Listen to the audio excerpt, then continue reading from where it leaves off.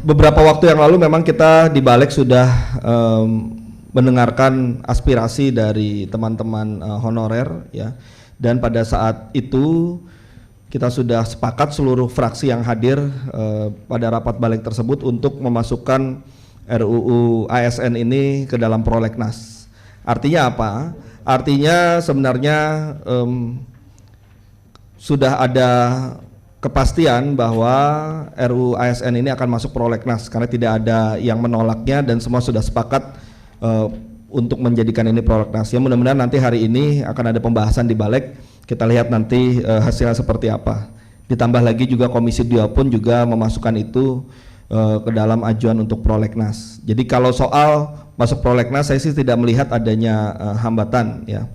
Apalagi kebetulan memang sebelum saya berada di dalam gedung ini, saya sudah mengikuti juga proses perkembangannya melalui media ya, ketika periode lalu RUU ASN ini dibahas. Artinya kalau dari pihak DPR sebenarnya ada semangat untuk menyelesaikan ini, namun kendala-kendala yang dihadapi pada periode lalu mudah-mudahan kita bisa atasi pada periode yang sekarang, apalagi kalau kita lihat di rapat Balik terakhir semua punya semangat yang sama ya. Kita sudah dengarkan, saya juga sudah sangat memahami bagaimana cerita-cerita sedihnya, bagaimana penderitaan-penderitaan para honorer ini, termasuk juga yang K2 dan yang lainnya juga ya. Itu tidak berhenti-henti cerita-cerita penderitaannya. Artinya kalau kita melihat ini adalah suatu masalah, kita tidak boleh biarkan masalah ini terus berlarut-larut. Kalau ini belum ada jalan keluarnya, maka kita tidak boleh biarkan ini menggantung ya. Semua harus ada solusinya. Nah, persoalan ini sebenarnya persoalan yang sangat fundamental, yaitu soal bagaimana kita memberikan penghargaan pada pengabdian. Kata kuncinya di situ, penghargaan terhadap pengabdian. Ya. Kalau kita lihat para honorer ini, K2 termasuk juga baik itu tenaga pendidik, tenaga kesehatan yang memang sudah mengabdikan dirinya bertahun-tahun, yang ketika melakukan tugasnya itu menghadapi berbagai macam persoalan di berbagai daerah, di pelosok dan sebagainya, tapi tetap saja menjalankan tugasnya dengan penuh ikhlas ya, dengan penuh dedikasi dan sebagainya ya. Terhadap orang-orang yang sudah mengabdi ini kan kita harus berikan penghargaan. Jangan kemudian ketika kita mendengarkan adanya berbagai masalah kita tidak berusaha untuk mencari solusinya. Nah, oleh karena itulah maka tidak ada jalan lain selain kita coba bahas itu di dalam proses penyusunan undang-undang melalui RUU ASN. Nah, kalau kita bicara soal penyusunan RUU tentu butuh waktu. Selagi proses ini berjalan, ada baiknya juga kita di DPR ataupun juga pemerintah juga mencari solusi-solusi jangka pendeknya seperti apa untuk paling tidak untuk mengurangi jumlah beban yang ada pada saat ini ya, sehingga nanti ketika kita berhasil merumuskan hal yang terbaik bagi teman-teman ini dalam RUU ASN itu lebih mudah lagi, terutama dalam soal penganggaran ya. Memang hal yang paling klasik dan pelik itu soal kecukupan anggaran ya. Bagaimana kita coba memberikan prioritas kepada K2 misalnya untuk menjadi PNS, jumlahnya sangat besar, biayanya sangat besar, anggarannya sangat besar. Nah, kita coba cari jalan ke arah sana. Tapi yang paling dibutuhkan pada dasarnya adalah kepastian. Orang kalau hidup tanpa kepastian, terkatung-katung, itu bagian dari menambah penderitaan. Jadi sekarang sudah menderita, ditambah lagi dengan ada ketidakpastian, tambahan sebagai penderitaan lagi. Nah, inilah tugas kami di DPR ya untuk menyelesaikan semuanya.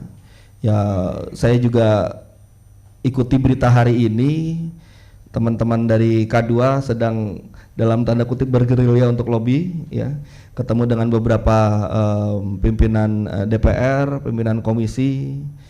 Jadi hari ini cukup sibuk ya Bu ya. Dan kita juga buka dengan proses diskusi pada hari ini. Ya, ini suatu upaya yang sangat keras, suatu perjuangan yang juga kita harus hargai. Kita harus dengarkan apa yang menjadi aspirasi dari perjuangan teman-teman ini. Rencana revisi Undang-Undang ASN ini ke dalam usulan Prolegnas di Komisi 2. Ada 17 rancangan undang-undang yang kami ajukan. Salah satunya adalah revisi tentang Undang-Undang ASN ini. Gitu.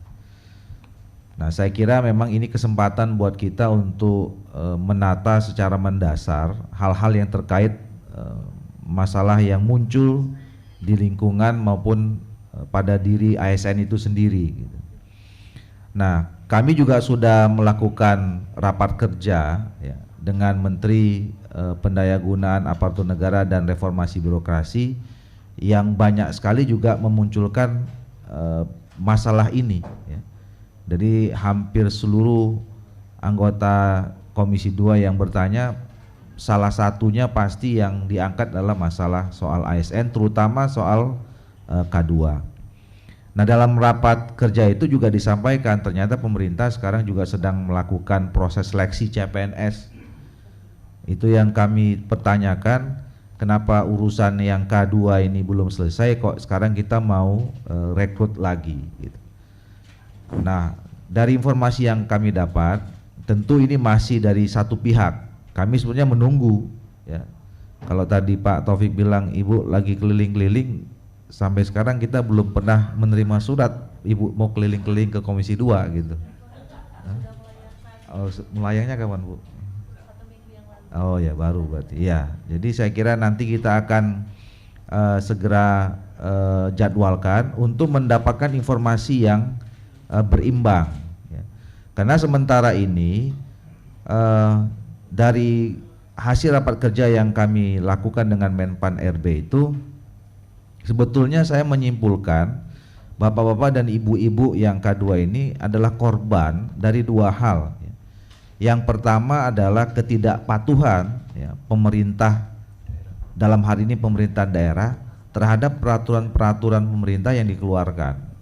Yang kedua adalah korban dari tidak adanya sinkronisasi dan koordinasi antara pemerintah pusat dan pemerintah daerah, sehingga saling lempar tanggung jawab. Jadi pernah ada kebijakan ditetapkan SK-nya keluar dari pemerintah pusat, tapi yang menanggung gajinya adalah pemerintahan daerah gitu. Nah, ini saya kira jadi problem-problem yang makin lama makin menumpuk dan tidak menyelesaikan masalah. Nah, jadi pendekatannya kami waktu itu sudah sepakat di Komisi 2 ada dua ya. Yang pertama adalah dalam jangka menengah dan panjang tentu kita akan melakukan revisi Undang-Undang ASN ini. Yang kedua, kita sepakat akan membentuk panja, namanya Panja ASN. Ya, kita udah sepakat, nanti kita akan buka mulai di awal masa sidang setelah reses. Ada 5 atau 6 panja yang akan kami bentuk, salah satunya adalah Panja ASN. Nah, Panja ASN ini akan minimal paling tidak memonitor, kemudian mengkaji, melihat dan menuntaskan dua masalah. Yang pertama juga adalah soal seleksi CPNS itu, jangan sampai ada yang satu sisi ada korban ya seperti K2 ini, tapi proses seleksinya ini pun selain mengundang apa namanya ya, keirian dari K2, tapi ternyata nanti prosesnya pun juga tidak transparan, tidak akuntabel, penuh dengan KKN dan segala macamnya. Makanya ini perlu diawasi. Kita sama-sama tahu lah selama ini kalau ada pembukaan seleksi CPNS banyak sekali UK berkentayangan ya, menyambungkan antara demand dan kebutuhan dan supply, demand and supply gitu kan. Berapa kebutuhan CPNS, berapa yang diterima, dan berapa pula diantaranya, kan kira-kira begitu. Nah, oleh karena itu ini perlu diawasi.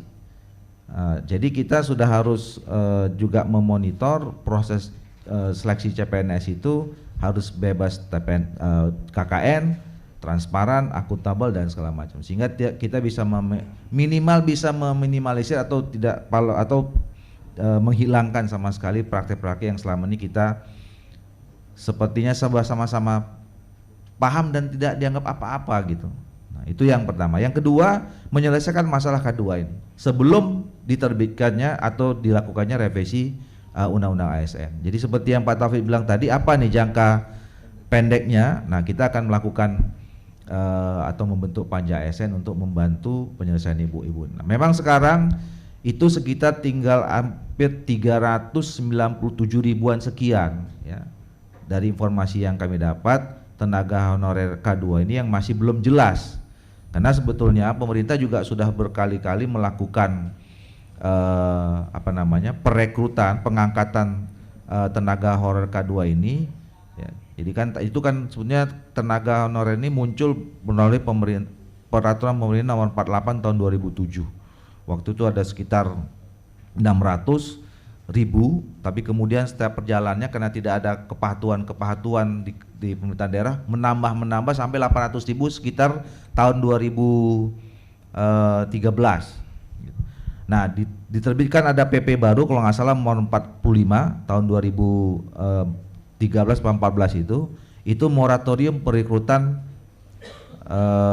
tenaga honorer. Nah, tapi setelah diterbitnya PP itu masih saja ada rekrutmen yang terjadi di daerah. Ini yang saya katakan tadi, ketidakpatuhan pemerintah daerah dalam itu. Nah, akhirnya bertumpuk sampai mencapai angka 800 ribu di tahun 2014, maka kemudian 2018, dari 2018 sampai sekarang sudah mulai turun, tinggal sekitar 397 ribu. Nah, kemarin kita juga menitipkan pesan bagaimana diperhatikan, karena kemungkinan ada tahap lagi nih dari 397 ini perekrutan yang dilakukan oleh BKN yang diprioritaskan pada 3. Yang pertama adalah tenaga honorer guru, kemudian kesehatan dan tenaga fungsional lainnya. Nah, kita minta waktu itu supaya memang ada satu peraturan yang peraturan pemerintah yang membuat ini tidak terlalu ketat. Karena secara administrasi seperti yang tadi bilang Pak Baidowi, umur 35 tahun ke atas itu tidak mungkin lagi, dan sudah pasti tidak ada yang di bawah 35 tahun karena udah mulai dari 2007 udah berapa puluh tahun mereka ini sekarang. Jadi kalau pakai aturan yang ada memang nggak pernah lulus. Nah, satu juga memang pesannya Bu Narbatik, memang secara kualifikasi harus ada dalam seleksi ada kualifikasi khusus memang terhadap bapak-bapak ibu yang K2 ini gitu. Sehingga standarnya sudah tertentu berbeda dengan standar yang pada umumnya, sehingga memang mereka bisa tertampung dengan baik.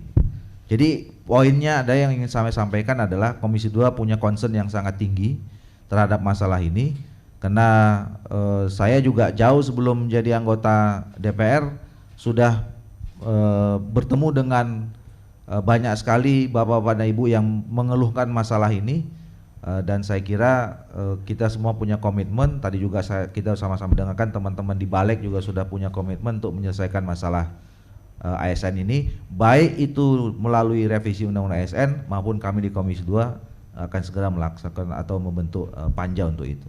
Saya kira itu yang bisa saya sampaikan. Sekali lagi saya mohon maaf nih Pak Taufik, Pak Baidowi. Mungkin setelah ini saya izin ya Pak Moderator, Bu. Siap. Nanti kita tunggu Bu, nanti kita jadwalkan kita ketemu dengan bapak-bapak di Komisi 2. Makasih juga teman-teman media. Billahi taufiq hidayah. Assalamualaikum warahmatullahi wabarakatuh. Waalaikumsalam warahmatullahi wabarakatuh.